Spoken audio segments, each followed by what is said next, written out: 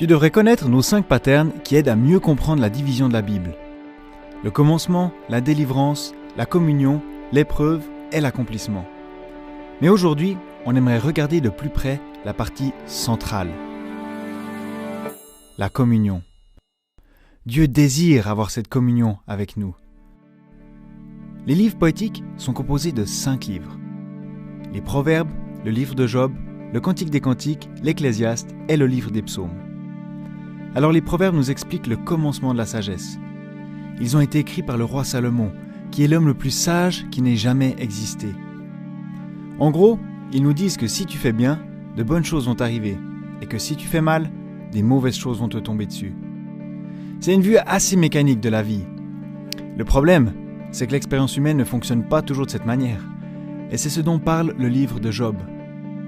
Alors Job est une personne qui a fait tout juste dans sa vie, et il est devenu très riche. Mais en très peu de temps, il a littéralement tout perdu. C'est ce qu'on ressent parfois, non? Mais Dieu est un sauveur, et se révèle à Job et lui enseigne 2 leçons. D'abord, qu'il ne peut pas comprendre ce qui lui est arrivé, et ensuite, que Dieu aime et pardonne.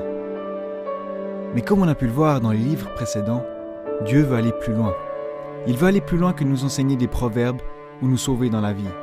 Il veut avoir communion et une relation intime avec chacun d'entre nous. Très intime. Et c'est ce dont nous parle le Cantique des Cantiques. Il compare la relation avec son peuple avec une histoire d'amour. C'est incroyable. Mais en fait, c'est pas si romantique que ça.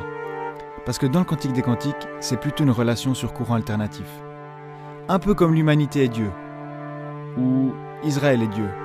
Ou encore toi, moi et Dieu.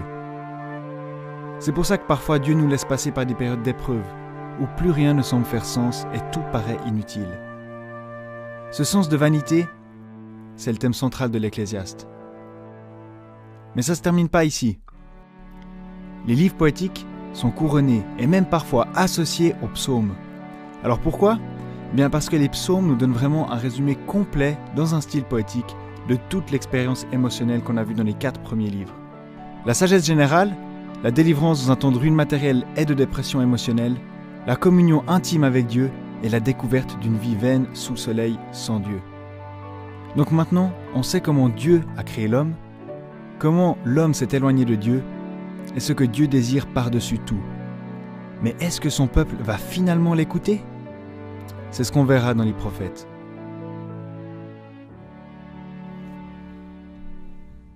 Ciao les amis, merci d'avoir regardé jusqu'ici. Si vous voulez nous suivre, abonnez-vous simplement. Notre but, en fait, en montrant ces vidéos le plus simplement possible, c'est que les gens retournent eux-mêmes à la parole. Alors, c'est ce qu'on veut vous encourager vraiment, vraiment à faire. Jusqu'à la prochaine fois. Jusqu'à la prochaine fois. Ciao. Ciao.